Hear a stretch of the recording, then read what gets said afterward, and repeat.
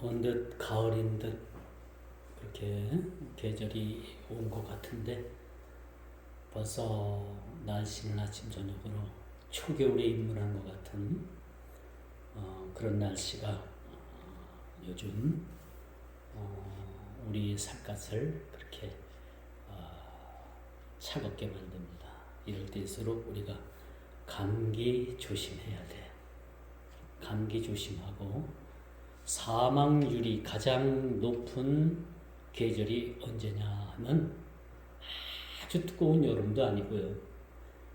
아주 냉혹하게 추운 겨울도 아닙니다. 언제인지 알아요? 환절기. 여름에서 가을로, 가을에서 겨울로, 겨울에서 봄으로, 봄에서 여름으로 그렇게 계절이 바뀔 때 사망률이 가장 높습니다.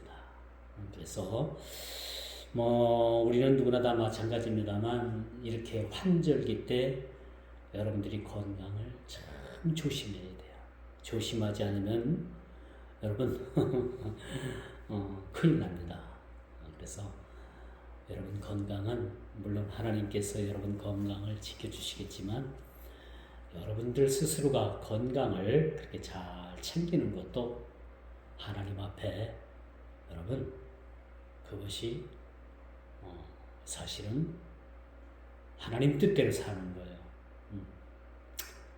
우리는 하나님을 믿으니까 주님을 믿으니까 우리 몸은 아무렇게 막 해도 우리 주님께서 지켜주실 거야? 아니에요. 그게 아니고 우리가 할 수 있는 건 우리가 하는 거예요. 그렇죠? 우리가 할 수 없는 부분들은 주님께서 하시는 겁니다. 우리가 살다 보면 우리 인간의 한계라는 것이 늘 느껴지잖아요. 그렇죠? 우리가 할 수 있는 범위가 있고 우리가 할 수 없는 그런 범위를 뛰어넘는 부분들이 있어요. 우리가 그런 일들을 위해서 우리가 기도하는 겁니다. 그렇죠? 아브라함은 바랄 수 없는 중에 그가 주님을 바라봤다고 했어요. 하나님께서 아브라함에게 나타나셔가지고 야 하늘의 뭇대를 봐라. 네 자손들이 이와 같을 것이다. 바다의 모래알을 봐라. 이 바다의 모래알처럼 네 자손이 아주 무수할 것이다 라고 그렇게 예언을 하죠. 근데 하나님께서는 하나님께서 말씀하시는 아브라함은 그 말씀을 어떻게 들었느냐? 실질은 믿기지 않는 거예요. 아니 아내의 나이가 이제는 90세가 넘었고 그렇죠? 여자로서의 기능도 끝났는데 어떻게 아이를 가지고 내 자손이 이렇게 하늘의 뭇별과 바다의 모래알과 같을 것이라는 그런 하나님께서 말씀을 하셨을 때에 아브라함이 그걸 어떻게 온전히 받아들였겠느냐 말이에요. 그래서 실제로는 믿겨지진 않은 거예요. 그런데 아브라함은 뭐예요? 내가 이것을 믿고 안 믿고 내가 믿져봤자 뭐예요? 믿져봤자 본전 아니냐 라고 해서 아브라함이 그것을 믿었더라라고 성경은 그렇게 얘기를 합니다. 그러자 하나님께서 아브라함에게 그렇게 믿었을 때에 뭐예요? 하나님께서 그 아브라함을 통해서 많은 민족을 이루게 하시는 그러한 하나님의 약속을 하나님께서 그렇게 성취해 주셨습니다. 왜 제가 이런 말씀을 드리냐 하면 어제 이스라엘 그 시간으로는 한 아침이나 새벽 시간이 됐을 거예요. 아브라함의 자손들이 싸웁니다. 아브라함의 자손들이. 그런데 성경에서 아브라함의 씨는 누구예요? 이삭입니다. 이삭, 야곱, 12형제, 그것도 유다. 이것이 믿음의 계보죠. 그러나 아브라함의 씨에서 많은 이 땅에 그러한 종족들이 생겨나게 된 거죠. 그래서 아브라함이 이삭을 낳기 이전에 이스마엘을 낳지 않습니까? 이스마엘이 그 여종 하갈을 통해서 이스마엘을 그렇게 낳는데 그 지금 이스라엘과 반 이스라엘이 싸우는 그 싸움의 대상자가 누구냐? 바로 이스마엘의 자손인 거예요. 하갈에 의해서 낳은 그 이스마엘 자손과 이삭으로부터 아브라함과 이삭으로부터 낳은 그 자손이 지금 첨예하게 로켓포를 5,000발을 쐈대나요? 지금 이스라엘은 전쟁입니다. 제가 저지난주에 이스라엘을 다녀왔잖아요. 참 다행이라고 생각을 합니다.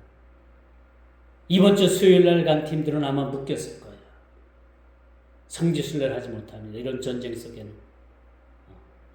참 그런 상황에 치닫고 있습니다만, 여러분, 이스라엘에는 그 예루살렘 그 안에는요, 이 3대 종교가 지금도 첨예하게 대립을 합니다. 3대 종교. 첫째, 유대교. 두 번째, 모슬렘. 이슬람이라고 하죠. 이슬람과 또 아르메니아 계통인 정교회. 이걸 이제 기독교라고 말을 합니다만, 이 3대 종교가 첨예하게 지금도 대립을 하고 있습니다. 이것 때문에 아마 지금 전쟁이 나가지고 많은 사람들이 지금 희생을 당하고 죽임을 당하는 모습을 우리가 보게 됩니다. 우리가 좀 알 것은요, 이슬람이라는 이 그 종교는 엄청나게 겉모습은 평화롭지만은 그 내면 속에 들어가 보면요, 엄청난 그러한 모습들이 도사리고 있습니다. 그 첫째가 그 이슬람에서 자기 몸에 폭탄을 그렇게 치고서 적을 향해서 그렇게 테러를 해서 많은 사람을 죽이게 되면은, 물론 폭탄을 치고서 다른 사람을 죽이기 위해서는 본인도 죽어야 돼요. 이렇게 죽게 되면은요, 그들이 천국을 가게 되는데, 천국에서 그 아리따운 여인들을 100몇 명이 시중을 든대요.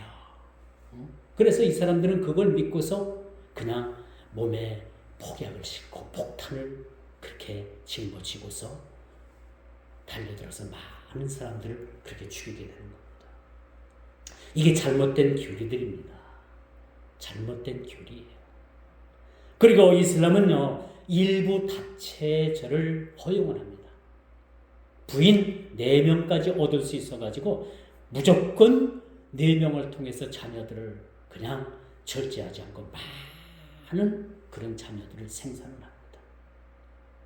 이슬람은 전도 안 해요. 물론 전도도 하겠지만 이 지구상에서 많은 여자들을 통해서 자녀들을 생산하면 비록 이 땅이 자기네들 땅, 자기네들 사람밖에 있지 않겠느냐, 그런 생각을 가진다고 합니다. 이슬람은요, 여성은 인권이 없어요. 이슬람에서 여성은 종과 같은 삶을 살아야 합니다. 우리나라도 지금 대구에서 그 지금 이슬람 사원을 확장하고 공사를 하는데 그 지역 사람들이 아주 결정적으로 아주 적극적으로 막고 있어요. 우리나라 이태원인가 거기 가면요, 거기 모슬렘 사원이 다 자리하고 있어요. 이미 우리나라도 이슬람 세력들이 들어왔습니다. 이슬람 하면 대표적인 예가 뭐예요? 테러입니다. 테러. 많은 사람들의 인명을 그렇게 해하고, 그렇게 해서 폭탄을 치고 많은 사람들을 죽이게 되면 자기는 천국에 가서 100몇 명 되는 그 아리따운 여인들로부터 그렇게 시중을 들으면서 아주 그렇게 살겠다라는 허무맹랑한 교리를 퍼뜨려서 이 지구상을 온갖 테러로 그렇게 물들이는 모습을 보게 됩니다. 이번에 많은 사람들이 죽었더라고요. 이스라엘이 여러분 군사적으로 굉장히 강한 나라입니다. 그런데 이번에도 예측 못한 포탄, 그 로켓 포탄이 날라와가지고 이 이스라엘 지역으로 떨어지는 바람에 많은 사람들이 지금 다치거나 죽임을 당했다고 해요. 이것은 분명히 전쟁이라는 것은 언제나 이것은 어떤 구실을 붙여도 정당한 것이 되지 못합니다. 전쟁을 통해서 사람을 죽인다는 것은 어떠한 정당성을 부여할 수가 없는 거죠. 러시아와 우크라이나가 지금 전쟁을 멈추지 않고 있죠. 이 전쟁의 명분이 없는 겁니다. 사실은 땅 뺏긴 거예요. 땅 뺏기. 이게 명분이 될 수가 없잖아요. 땅 뺏는 것이. 그렇죠? 자, 이러므로 여러분, 이제는 이 땅에 참 평화는 물 건너간 것 같죠. 이 땅의 평화가 여러분 겉으로는 평화가 찾아오는 것 같고요. 겉으로는 많은 사람들이 평화를 누릴 것 같지만은 이 땅은 점점점 평화로운 세상보다는 여러분 점점점 이 세상에 전쟁과 기근과 지진과 홍수와 해일과 이런 것들이 더욱더 빈번하고 극심하게 세상에 이런 일로 인해 가지고 많은 지구에 이런 어려움이 도래한다는 사실을 우리는 보게 됩니다. 이번 이스라엘에 가가지고요 아주 특이한 걸 봤어요. 예루살렘을 갔더니 예루살렘 성전 그 터문에 그 터에 문이 이렇게 있는데 이스라엘 백성들은 유대인들은요 지금도 예수님께서 오셔서 그 문을 들어가시겠다라는 그런 생각들을 가지고 그들이 살아가고 있어요. 그러니까 이슬람 쪽에서는 그 성전으로 들어가는 문을 갖다가 그 돌다르다 쌍 다 막아버렸어요. 아이러니하죠. 예수님께서 오셔서 메시아가 오셔가지고 그 문으로 들어가겠다라는 그런 생각을 가지고 그런 것을 꿈꾸면서 사는 유대 백성들이 있는데 그것을 갖다가 생각을 그렇게 깨버리기 위해서 그 성전으로 들어가는 문을 돌다가 다 싸서 막아버렸어요. 완전히 막아버렸어요. 이런 일들이 지구상에 있습니다. 여러분 세상은 평안을 원하지만 이런 세상의 평안은 잠시 깃들 수는 있습니다. 우리가 정치를 잘하고 좋은 지도자들이 나오고 그렇게 해서 전쟁도 억제되고 이 땅에 영원히 전쟁이 없고 평화가 있을 것 같지만 사실은 그렇지는 못합니다. 이젠 마지막 때가 가까우면 가까울수록 전쟁에 대한 소문은 점점점 이 땅에 그렇게 흥황하게 될 것입니다. 이웃과 이웃이 형제와 형제가 형제와 부모가 부모와 자식이 서로 대립하고 서로 싸우고 가두고 갇히고 죽이고 죽임을 당하는 그런 아주 냉혹한 시대가 이 땅에 도래하게 될 것입니다. 그런 다음에 메시아 예수 그리스도께서 이 땅에 오신다는 사실을 우리는 기억을 해야 합니다. 여러분 우리가 알거니와 유대인들은 아직도 초림 메시아를 기다리고 있습니다. 아직 그들에겐 메시아가 오지 않았다고요.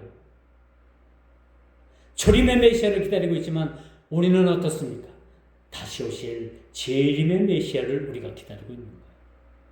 오늘 이 본문의 말씀은 초림의 메시아가 올 것을 이사야 선지자를 통해서 그렇게 이 시대의 백성들에게 예언해주고 있는 말씀입니다. 이 예언의 말씀이 지금으로부터 2000년 전에 이것이 완벽하게 이루어졌지 않습니까? 이 예언의 메시지가 2000년 전에 아기 예수님께서 이 땅에 초림하심으로 말미암아 이 말씀이 이루어졌다는 사실들을 우리가 보게 되는 것이죠. 이제 그분께서 오셨을 뿐만 아니라 그분은 메시아이시고 그분을 통해서 이 땅에 진정한 구원이 이 땅에 이루어지겠다는 것이죠. 우리 예수님께서 오심으로 말미암아 모든 신앙의 유산물이 유대 백성들로부터 시작이 됐고 유대 백성들에게 그것이 전유물인 것 같았던 그러한 그 신앙이 메시아 예수 그리스도께서 이 땅에 오셔서 복음을 전하시고 이젠 갈릴리의 흑암의 새 빛이 비쳤다고 말씀해 주잖아요. 큰 빛이 비쳤다라고 이렇게 말씀해 주고 있습니다. 이 빛이 어디로 흘러 들어가느냐? 유대 땅으로부터 시작해서 이방 나라인 온 유대와 갈릴리의 사방 끝까지 동서남북으로 그렇게 하나님의 복음이 그렇게 흘러 들어가게 됐다는 사실을 우리가 바라보게 되는 거죠. 이거는 한마디로 말해서 축복입니다. 그렇죠? 우리가 구약 성경을 보게 되면 이스라엘 그 민족과 하나님의 관계는 아주 특별한 관계입니다. 너무나도 특별한 관계. 하나님께서 이스라엘을 택하셨고 이스라엘 나라만이 하나님의 선민의 백성이 된 거죠. 그래서 지금도 그 유대인들은 하나님께서 자기 민족을 택하셨다라는 그 자부심이 얼마나 대단한지 몰라요. 자기들은 선민의 백성이라는 거예요. 그리고 나머지 이방 백성들은 하나님께서 지옥의 땔감으로 쓰기 위해서 이방 백성들을 하나님께서 만드셨는데 지옥의 땔감으로 저희들을 만들었다는 거예요. 이방인들을. 그런데 이 복음이 구약에 하나님께서 선민의 백성으로 이스라엘을 택하셨고, 그런데 예수님께서 오셔서 이 복음을 유대인들에게 전하기를 원하셨는데 유대인들은 어떻게 됐어요? 오신 메시아 예수님을 잡아서, 그렇죠? 예수님을 욕보이고 예수님을 십자가에 못 박아 죽인 거예요. 이러므로 인해 가지고 이 복음이 유대 민족에서 이방 세계로 그렇게 흘러 들어가게 됐다는 사실을 우리는 너무나도 잘 알게 되는 것이죠. 그래서 오늘 본문 49장의 전체 내용도 메시아 예수 그리스도의 출현을 얘기해 주고 있는 겁니다. 오늘 1절부터 하는 이야기가 바로 뭐예요? 메시아 대신 예수 그리스도께서 이 땅에 오실 것이다 라는 것을 말해주고 있잖아요. 그런데 여러분, 이스라엘 백성들은요, 지금도 메시아 대신 예수님을 지금도 기다리고 있다니까요. 그런데 예수님은 2000년 전에 이미 오셨어요. 그런데 여러분, 놀랍게도 이제 마지막 예수님께서 재림하실 그날에는 깨닫지 못하고 지금 있는 이스라엘 백성들에게도 많은 사람들이 이젠 깨닫게 되고 그들의 눈이 열리게 되는 겁니다. 그들의 눈이 열려서 재림 예수를 그들도 맞이하게 되는 거예요. 그리고 그때에 가서 예수님을 맞이하게 되는 그런 이스라엘 백성들뿐만 아니라 세계에 흩어진 모든 이스라엘의 디아스포라 백성, 또 세계 이방인이었다가 예수를 믿고 구원받은 하나님의 백성들이 동시에 구원을 받는다는 사실들을 우리는 알게 되는 거죠. 우리가 오늘 이 본문 말씀을 읽으면서도 참으로 이 말씀이 여러분 한 3000년 전에 2500년 전이나 3000년 사이에 이것이 쓰여진 말씀이에요. 이 말씀이 오늘을 읽는 우리는 어떤 마음으로 이 말씀을 읽어야 되느냐? 이젠 다시 오실 예수 그리스도.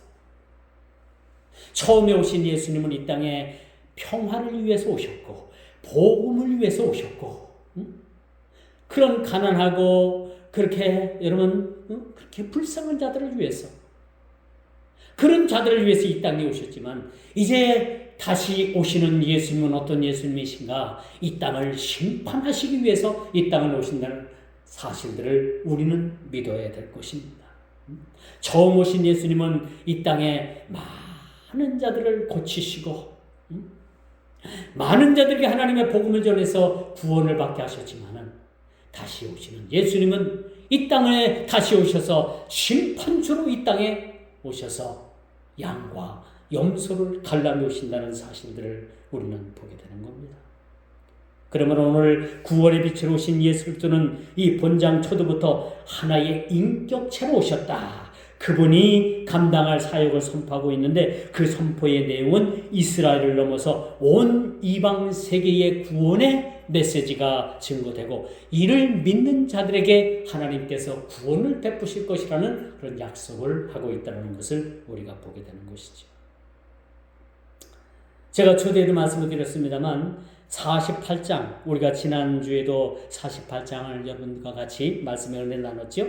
48장 19절에 보니까 내 자손이 모래 같겠고 내 몸의 소생이 모래알 같아서 그의 이름이 내 앞에서 끊어지지 아니하겠고 없어지지 아니하였으리라. 이 말씀은 아브라함과 하나님께서 약속하신 그 말씀을 이사야 선지자가 다시 한번 이 말씀을 인용해 가지고 이 땅의 수많은 지구상의 많은 백성들에게 하나님의 복음이 선포될 것이고, 이를 믿는 자마다 하나님께서 구원으로 베푸시겠다라는 그런 말씀을 우리들에게 하고 계시는 겁니다.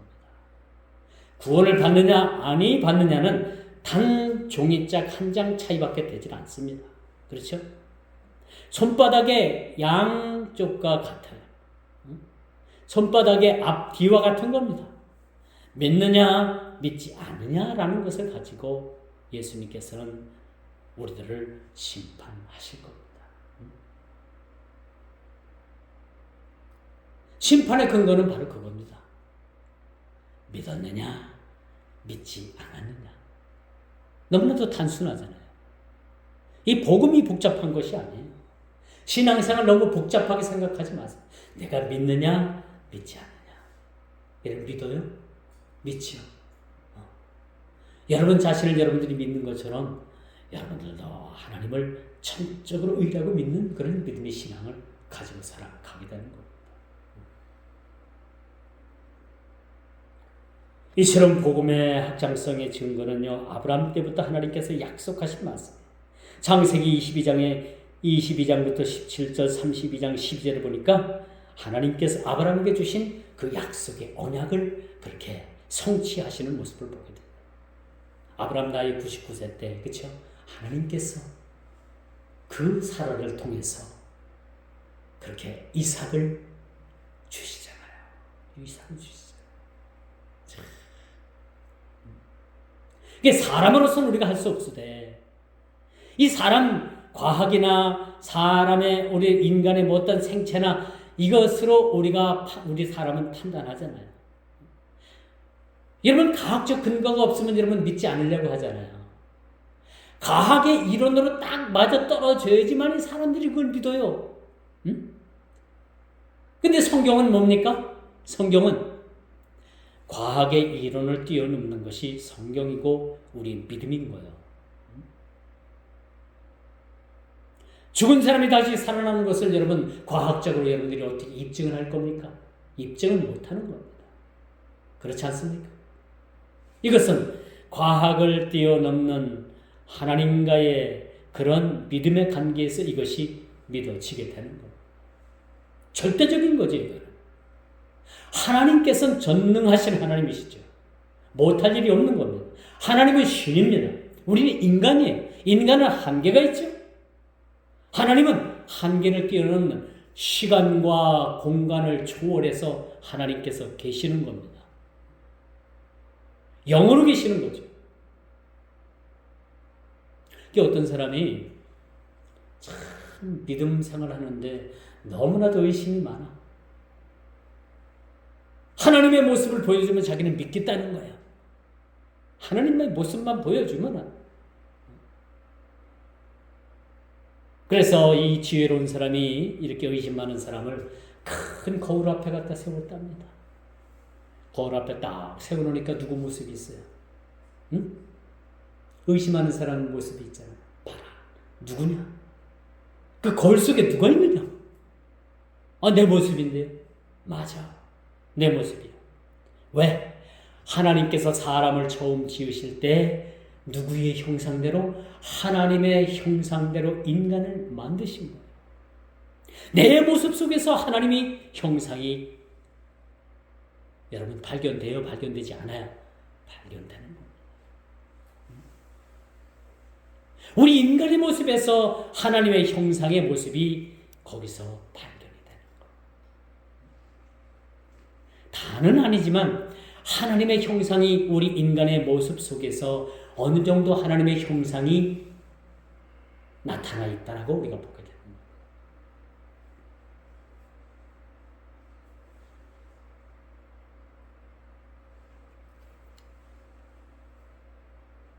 그러므로 하나님께서는 오늘 본문 말씀을 통해서 이런 말씀을 주시죠. 그 이름이 내 앞에서 끊어지지 아니하겠고, 이름이 끊어진다는 것은 그 백성에 대한 기억이 지워진다는 거죠. 하나님과 우리 관계에 있어서 그 관계가 끊어지지 않겠다라고 말해주고 있어요. 제가 어릴 때 연을 많이 날렸어요. 지금은 비닐하우스를 짓게 되면 쇠파이프로다가 휘어가지고 비닐하우스를 이렇게 잘 만드는데, 옛날에 제가 어렸을 때는 그런 쇠파이프가 어디 있습니까? 전부 다 대나무, 긴 대나무 사다가, 이제 마을에서 이렇게 공동구매를 하면 큰 차로다가 대나무를 이런 큰 다발로 막 실어와요. 그러면 이제 그 신청한 사람들이 다발을 자기 걸 띄워다가 그 대나무를 씌워가지고 비닐하우스 만들고, 그렇죠?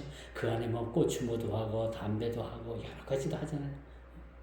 근데 제가 너무나도 개구됐든지 그 대나무를 사다 놓은 걸 제가 대나무를 큰 걸 쭉 뽑아다가 낫으로다가 탁 쳐가지고 그걸 다 갈라갖고 뭘 만드느냐? 연쌀을 만드는 거예요, 연쌀. 숨어가지고 연쌀 그렇게 막 칼다가 나술다가 연쌀 깎다가 손도 많이 베고요. 그래서 이제 연을 문창오지 옛날에 뭐 땅나무가 많이 있으니까 창오지 많이 해놔갖고 장롱에다가 이렇게씩 막 재워놓잖아요. 그 창오지 싹 해다가 연 만들어가지고 겨울에 한여름 겨울에 추운 줄도 모르고 연도 엄청 많이 날려봤어요. 연도. 근데 연을 하늘 꼭대기 날리다가 연줄을 딱 끊어버립니다. 그럼 그 연이 높이 날았다가 그 높은 큰 산을 훌쩍 뛰어넘어가지고 그 높은 산을 뛰어넘어서 어디로 가서 연이 사라지잖아요. 그런 것까지 경험을 합니다. 그러면 연이라는 것은 그 연과 그 연줄이 서로 묶였을 때 연의 기능을 하는 거지, 연줄을 끊어버리면 연은 그냥 날아가서 없어지는 존재가 되고 마는 거죠. 이와 마찬가지로 우리가 하나님과의 관계에 있어서 우리의 관계가 하나님과 끊어져 있다면 우리는 끊어진 연줄과 끊어진 연과 같은 존재가 되는 거예요. 그래서 우리는 항상 주님과 그렇게 묶여있는 그런 삶을 살아야 돼요. 내가 살아도 주를 위해서 살고 죽어도 주를 위해서 살고 내가 먹어도 주를 위해서 죽고, 그렇죠? 그렇게 주님과의 그런 유기체적인 그런 관계에 우리가 있을 때 우리는 주님과 동행하는 삶을 살게 되는 겁니다. 그러므로 우리가 이 세상에 우리가 살아가면서 얼마나 우리들에게서 엄청난 우리의 삶에 어려움들이 많이 있습니다. 다윗이 그런 고백을 하잖아요. 내가 사망의 음침한 골짜기를 다닐지라도 주께서 나와 함께 하시니 내가 두려울 것이 없다라고 그렇게 말씀해 주고 있어요. 사망의 음침한 골짜기를 우리가 홀로 걸어가고 넘어가더라도 주님께서 내 안에 계신다라면 나는 두려울 것이 없다라는 그런 고백을 우리가 보게 되는 것입니다. 이런 고백이 저와 여러분들 고백이 되기를 주님의 이름으로 축원드리겠습니다. 제가 자주 말씀을 드리지만요, 여러분, 우리 사람이 살고 죽는 문제가 내 손에 달려 있는 게 아니에요. 병원 손에 달려 있는 것도 아닙니다. 물론 조금 도움은 되겠죠. 내가 살고 죽는 문제가 전적으로 내 안에 있는 것이 아니고 내 안에 있는 것이 아니라 전적으로 주님 손에 달려 있는 거예요. 여러분들 이것을 인정하고 넘어가야 돼요. 그렇기 때문에 다윗도 그런 고백을 서슴없이 한 것 같아요. 내가 사망의 음침한 골짜기를 다닐지라도 주께서 나와 함께 하심으로 내가 안위를 얻나이다. 내가 두려워하지 아니하니이다. 그런 고백을 할 수가 있었다는 것을 우리가 보게 됩니다.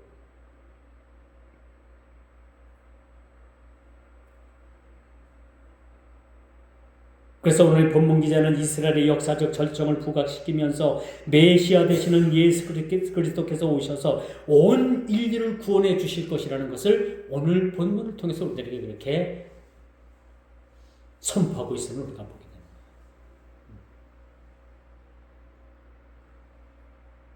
이 말씀이 예수님께서 오시기 전에 이미 미리 쓰여져 있는 말씀이라는 것을 우리는 보게 됩니다. 흔히 칼보다 펜이 더 강하다라는 말이 있잖아요. 아무리 총칼로 백성을 억압을 하도요, 여러분, 펜으로서 그 역사를 기록하고 펜으로서 그 진실을 쓸 때 총칼보다 펜이 더 무서운 겁니다. 더 강한 거예요. 그렇죠? 아무리 세상의 억압 속에서도 우리가 지금까지 지내오고 살아올 수 있었다는 것은 하나님의 말씀, 그 말씀이 말씀이 육신이 되어서 이 땅에 오신 그 예수 그리스도, 그분으로 인해서 우리가 지금까지 살아가고 있는 겁니다.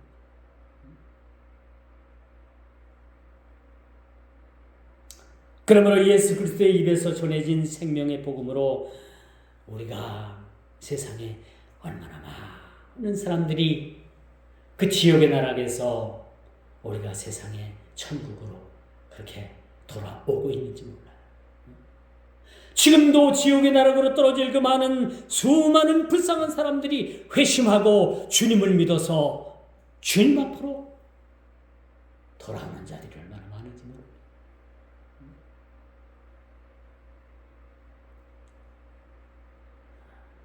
여러분, 갈릴리 해변을 비롯해서 그 많은 이스라엘 땅에 예수님께서 복음을 전하시기 위해서 많은 곳을 방문하셨어요. 더러는 회당에서 말씀을 전하시기도 하고, 더러는 그 가정을 방문해서 가정에서 그렇게 말씀을 전하시기도 하시고. 그러다가 예수님께서 이제 십자가에 못 박히셔서 다시 사신 후에 승천하신 후에 제자들을 통해 가지고 그 땅의 복음을 전하기 시작을 했다는 겁니다. 여러분 갈라디아서 4장인가요? 거기에 보면 4장 4절이에요. 때가 차네라는 말씀. 때가 차네. 우리 인생도 마찬가지입니다. 때가 차면요. 때가 차면 하나님께서 우리를 통해서 계획하신 모든 일들을 하나하나 이루고 가십니다. 그러면 우리가 흥하든지 망하든지 패하든지 노하든지 어떤 일을 당해도 이것은 하나님께서 우리에게 주시는 순리적인 그러한 일이라는 사실을 우리가 깨닫고 받아들이는 것, 믿음으로 받아들이는 것. 때가 찬다라는 것은요, 여러분, 하나님의 계획된 일들이 그 때를 통해서 이루어 가신다는 사실입니다.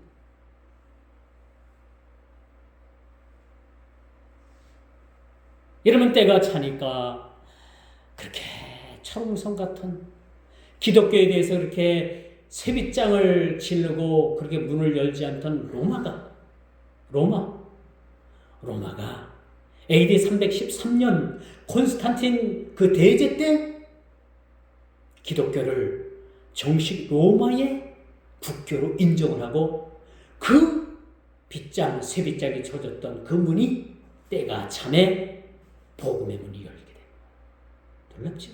그 이전에는 예수 믿는 사람들을 그 경기장에서 맹수의 밥이 되게 하고 기름감에 튀겨 죽게 하고 톱으로다가 썰어서 죽게 하고 얼마나 많은 사람들이 순교를 당했는지 몰라요.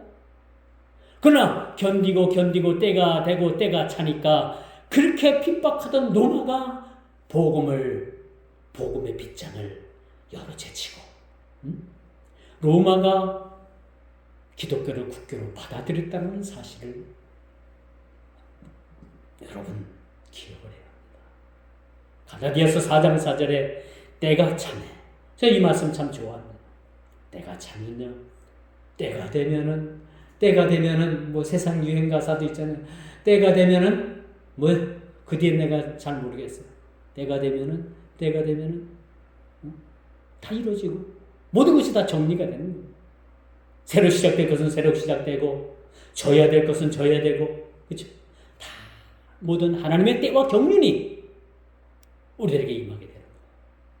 하나님은 모든 예정 가운데 우리가 엄마 뱃속에 있을 때부터 이름이 짓기 이전에부터 우리를 알았다고 했어요.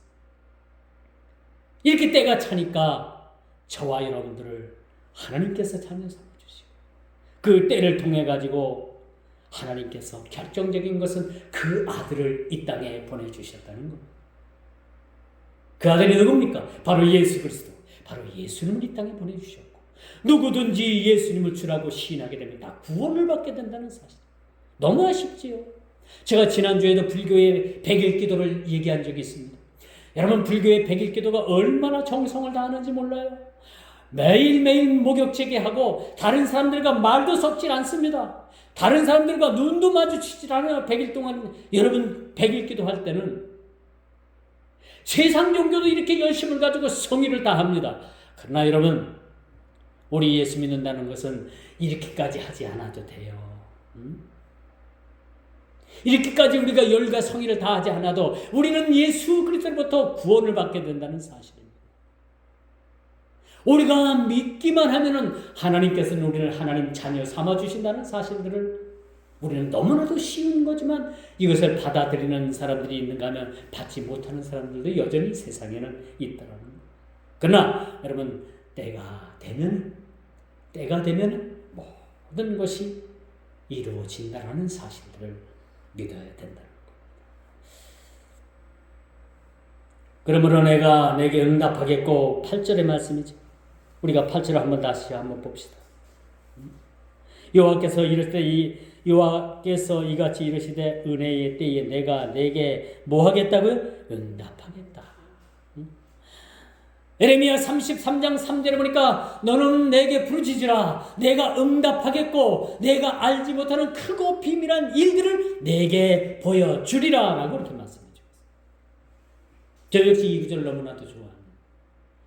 예레미야서 33장 3절 333이죠. 응? 외우기 쉬워요. 333 너는 내게 부르짖으라 내가 응답하겠고 내가 알지 못하는 크고 비밀한 일들을 내게 보여주리라. 할렐루야. 얼마나 좋은 이 소식들입니까? 우리 예수님께서 오셨다는 것은 그들이 놓였던 사망의 땅과 그늘이 두려운 죽임과 절대 절명의 상태 속에서 그들을 소망 없는 그들에게 그런 상태에 놓여 있는 그들에게 예수님께서 그들을 모든 속박에서 구원해 주시겠다라는 말씀이 오늘 본문을 통해서 그렇게 말씀해 주고 있음을 우리가 보게 되는 것이지.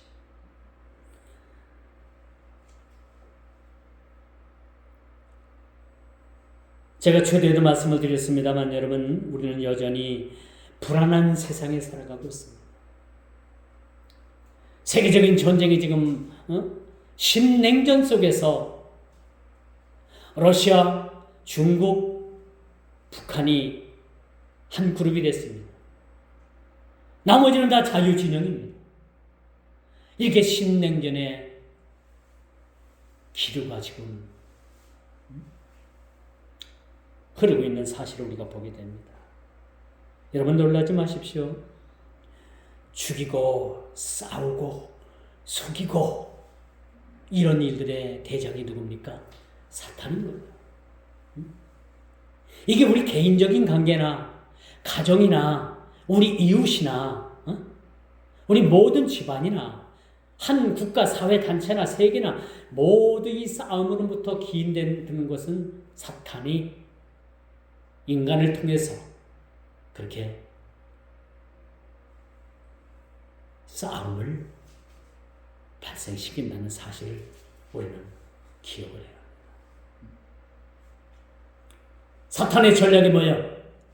싸우게 하고 서로 이간하게 하고 서로 헐뜯게 하고 서로 물어뜯게 하고 그래서 싸움을 일으키는 것이 사탄입니다.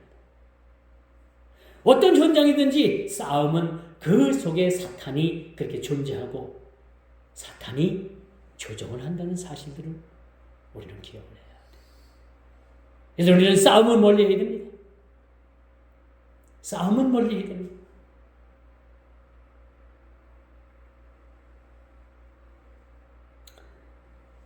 지금 이스라엘과 지금 팔레스타인이 이란의 그 하마스 조직이 개입을 해가지고 지금 상당한 큰 전쟁이 지금 발생됐는데 여러분 이것도 여러분 단 두 집단의 싸움이 아닌 거예요. 그 육신의 싸움이 아니고 이걸 우리가 깊게 보게 되면 영적인 싸움인 거예요. 영적인 싸움. 이스라엘은 하나님의 선민의 백성입니다. 하나님께서 택하신 백성이에요. 그들이 아무리 예수 그리스도를 십자가 못 박아 죽였다 하더라도 여전히 그들은 하나님의 선택된 민족입니다. 그러한 영적으로 볼 때 선민의 백성과 그쵸? 악의 축에 노란한 그 집단과의 싸움인 거예요. 영적인 싸움입니다. 어찌 보면은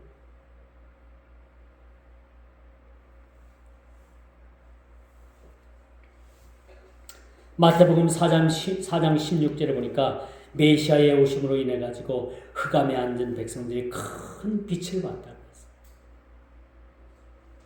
이게 소망 없이 죽어가고 소망이 없는 자들에게 하나님께서 소망을 베풀어 주신 그러한 큰 하나님의 복음의 시작이라는 겁니다. 유대로부터 복음의 시작이 아니에요. 갈릴리로부터 흑암에 앉은 백성들에게 그 백성들이 큰 빛을 봤다고 했어요. 그 빛이 무슨 빛입니까? 바로 예수 그리스도, 바로 예수님 그 자신을 빛으로 그렇게 지칭하고 있는 겁니다. 예수 그리스도는 세상의 구원의 빛으로 오셨습니다. 이 빛이 비춰질 때 온 세상 사람들이 다 구원을 받게 된다는 거죠. 이렇게 영적으로 가장 비참한 상태에 놓인 이 갈릴리 사람들을 향해서 빛이 비춰진 것입니다.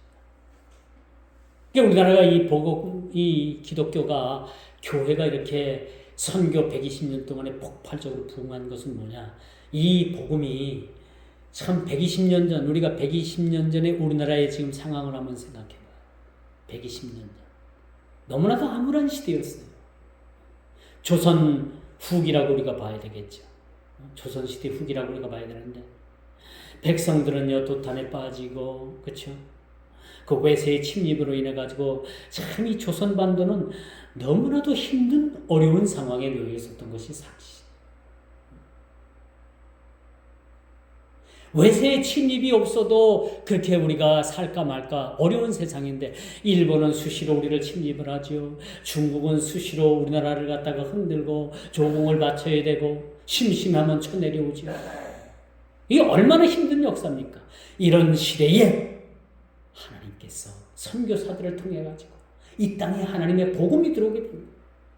복음이 들으면서 이 선교 120년 동안에 이 나라가 얼마나 많은 변화를 겪게 됩니까?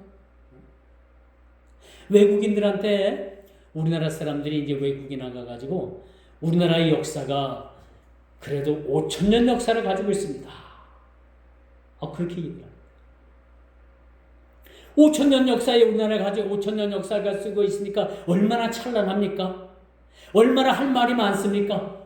얼마나 역사적으로 우리가 자랑할 것이 많이 있어요. 그렇죠? 5,000년의 역사를 가지고 있는데 이 나라가.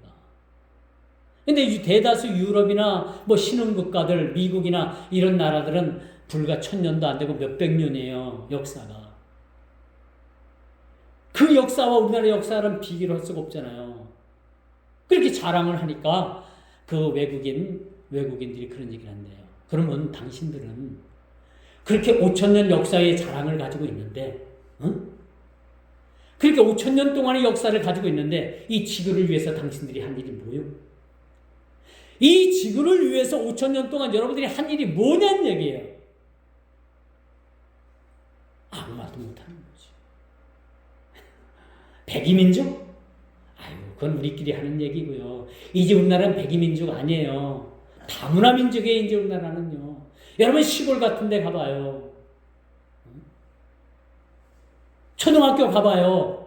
예전에는 우리 토종 아이들이 그 다문화 가정 아이들을 막 괴롭히고 왕따 시켰는데, 지금은 다문화 가정 아이들이 더 많아가지고 우리나라 이 토종 아이들을 왕따 시킨대요. 숫자가 더 많으니까. 그런 시대에 우리가 살아가고 있다니까. 백이민족 아니에요, 이제는. 다문화 민족입니다. 이 5,000년의 역사를 가지고 있는 이 민족이 뭘 자랑을 하겠습니까? 당신들 이런 유구무구한 역사의 5,000년을 가지고 있으면서 지구를 위해서 한 일이 뭡니까? 라고 물었더니 아무 대답도 없어. 뭘 했습니까? 아무것도 못한 거예요. 아무것도. 미국이라는 나라는 역사가 1,000년도 안 돼요. 불과 몇백 년입니다. 그래도 이제 세계 민주경찰을 자부하잖아요. 이런 나라가 된 거예요. 이런 나라. 여러분 세상에 여러분 그 돈에 그 종이 돈에 우리는 하나님을 믿습니다라는 문구를 새겨놓는 나라가 어디 있어요? 미국이라는 나라밖에 없어요. 여러분 우리나라 5만 원권이나 10,000원권에다가 우리는 하나님을 믿습니다라고 집어넣으면 난리가 날 거예요. 난리가 나. 그렇죠? 생각해봐요. 난리가 납니다. 난리가 나. 근데 미국인들은요, 종이 지폐에 우리는 하나님을 믿습니다. 이렇게 다 묶어놓는 거야. 이런 나라예요. 그들이 놓여있던 사망의 땅과 그늘이 드리운 곧 죽음과 절망, 절대 절망 속에서 그들이 마치 죽은 거나 같은 다름없는 그런 상황에서 예수님께서 그들을 위해서 오신다는 이야기가 바로 오늘 본문이 말해주는 이야기입니다. 다른 거 없습니다. 우리가 어렵게 읽었잖아요. 49장을. 읽으면서도 이게 뭔 말인지 우리가 나도 모르고 여러분들도 모르고, 응? 제가 모르고 전할 수는 없지만 그래도 여러분들보다는 조금 더 알잖아요. 이야기인즉슨 바로 그거예요. 절대 절명의 사망의 땅과 그늘 아래 두려워지고 곧 죽음 가운데 절대적인 절망 속에서 사는 백성들에게 메시아 예수 그리스도께서 이 땅에 오신다는 거예요. 바로 그런 이야기가 바로 오늘 본문의 이야기라는 사실을 우리가 보게 되는 거지. 이제 말씀의 결론을 맺습니다. 우리 그리스도께서 다윗의 언약을 성취하시고 새 언약을 세우셨습니다. 그렇죠? 자기 백성들에게 영적 기업을 상속하셨습니다. 왜 이스라엘과 지금 피에로가 자꾸 전쟁을 합니까? 지금 이스라엘이 살고 있는 그 땅은요, 하나님께서 아브라함을 통해서 기업으로 약속하셨던 땅이에요. 그런데 이스라엘 백성들이 우상을 섬기고 하나님을 섬기지 않고 그렇게 막 하다가 의도 터지고 해가지고 그들이 다 하나님께서 주신 땅에서 쫓겨나가지고 세계 모든 곳에 유리한 백성이 된 거예요. 참 놀랍게도 하나님께서 그들을 기업으로 젖과 꿀이 흐르는 그런 가나안 땅을 주셨는데 그들은 그 땅을 지켜내지 못한 거예요.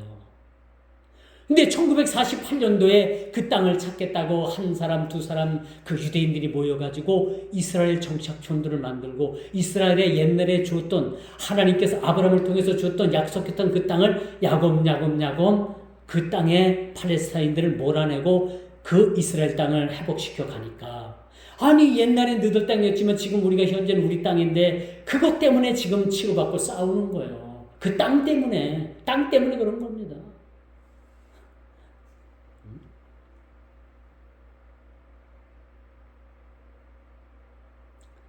여러분 긴 세월 동안의 포로 생활을 마치고 마치 때가 참에 하나님이 그 아들을 이 땅에 보내주셨다는 거예요.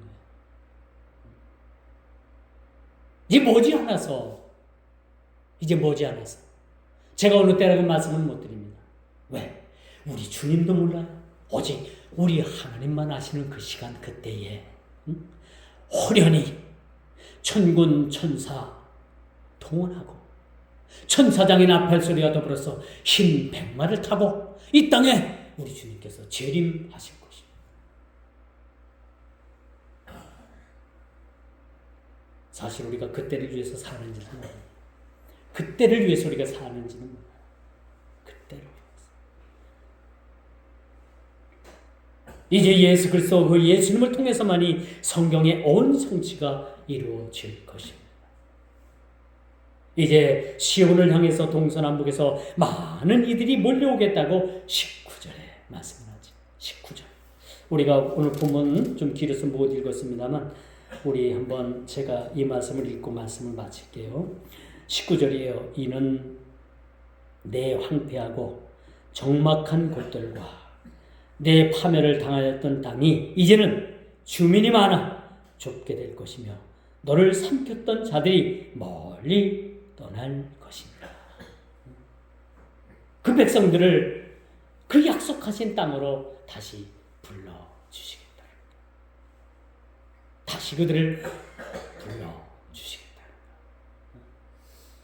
이 약속을 우리가 믿고 주님 오신 그날까지 우리가 신앙을 통해서 매진하고 주의 이름을 부르고 우리가 때를 어떤지 못 어떤지 하나님의 복음을 증거할 수 있는 그런 저와 여러분 모두가 다 되기를 주님의 이름으로 축원드리면서 말씀을 맺도록 하겠습니다. 기도합니다. 주님 감사합니다. 오늘도 귀한 말씀 주셔서 장차 도래하신 메시아 예수 그리스도를 통해서 이제는 흑암에 앉았던 그 백성들이 다 새빛을 보겠다라고 우리에게 말씀을 합니다. 비록 이사야 선지자를 통해서 말씀한 이 예언의 말씀이 이젠 진정 믿어야 될 그들은 아직도 믿지 않고 이젠 다시 오실 메시아임에도 불구하고 그들은 아직도 초림의 메시아를 기다리고 있습니다. 이것이 우리가 신앙의 아이러니고 역사의 아이러니가 아닐 수가 없지만은 그래도 주님 다시 오시는 그날까지 많은 자들이 회심하고 주님께로 돌아올 수 있다는 것을 우리는 믿어 의심치 않습니다. 그때까지 우리의 모든 행하는 일들, 우리의 주어진 일들을 우리가 충성되게 감당할 수 있는 우리 모두가 다 되게 하여 주옵소서. 예수님의 이름으로 간절히 기도드리옵나이다. 아멘.